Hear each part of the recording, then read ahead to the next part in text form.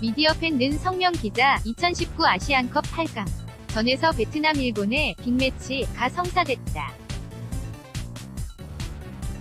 대회 최다 우승국 일본과 준결승에도 한 번 못 올라가본 베트남의 맞대결을 빅매치라고 부르는 이유, 박항서 감독 때문이다. 베트남은 지난 20일 열린 16강전에서 요르단을 만나 승부차기까지 간 끝에 승리를 거두고 8강에 올랐다. 일본은 21일 사우디아라비아를 1에서 0으로 물리치고 베트남의 8강전 상대로 결정됐다. 당연히 일본의 우세가 점쳐지는 경기다. 일본은 지난해 러시아 월드컵 이후 대표팀의 세대교체로 전력이 약화됐다는 평가를 듣지만 그래도 변함없는 우승후보다. 아시안컵에서 4차례나 우승의 최다 우승국 타이틀도 보유했고 이번에 5번째 우승을 노린다. 베트남은 조별리그에서 1승 2패, 조 3위로 16강행 막차를 탔다. 16개국이 출전했던 2007년 대회 8강 이후 12년 만에 8강까지 올라와 처음 준결승 진출을 노린다. 피파 랭킹도 일본이 50위, 베트남이 100위로 차가 크다. 하지만 베트남에는 박항서 매직이 있다. 참가하는 대회마다 베트남 축구의 새 역사를 쓰고 있는 박항서 감독은 이번 아시안컵에서도 팀을 8강에 올려놓으며 기본적인 목표는 달성했다. 이번 일본전은 베트남 축구와 박항서 감독에게 새로운 도전이라 할 수 있다. 사진은 AFC 공식 홈페이지. 그런데 박항서 감독은 불과 5개 월 전에 일본과 모리야스 하지메 일본 대표팀 감독을 꺾은 바 있다. 지난해 8월 19일 자카르타 팔렘방 아시안게임 조별리그 3차전에서였다.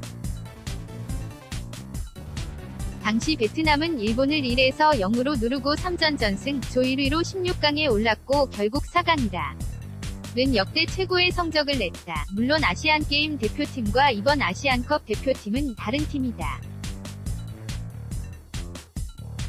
23세 이하 선수들이 출전, 23세 이상 와일드카드 3명까지 출전 가능하는 아시안게임과 달리 아시안컵은 A 대표팀이 나선다.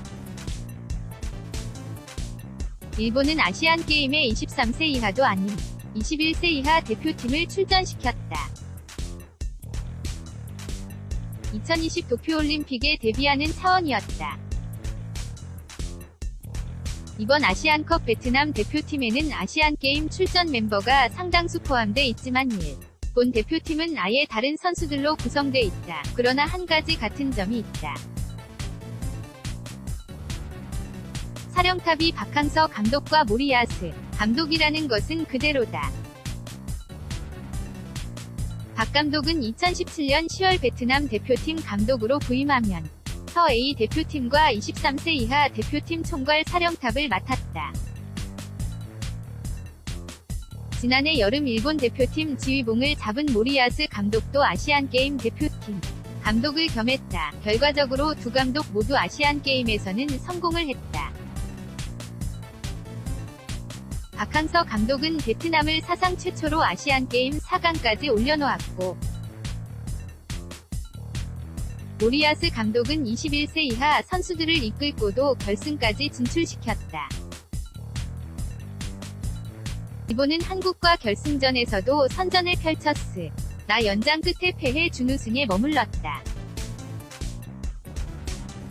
모리야스 감독의 일본 대표팀이 아시안게임에서 2번 패한 것이 박항서 감독의 베트남과 한국이었다는 점이 공교롭다. 8강에 오르며 이미 박항서 매직 위 또 하나 성공 사례를 만든 베트남이 일본마저 꺾는 대이변을 연출할 수 있을까?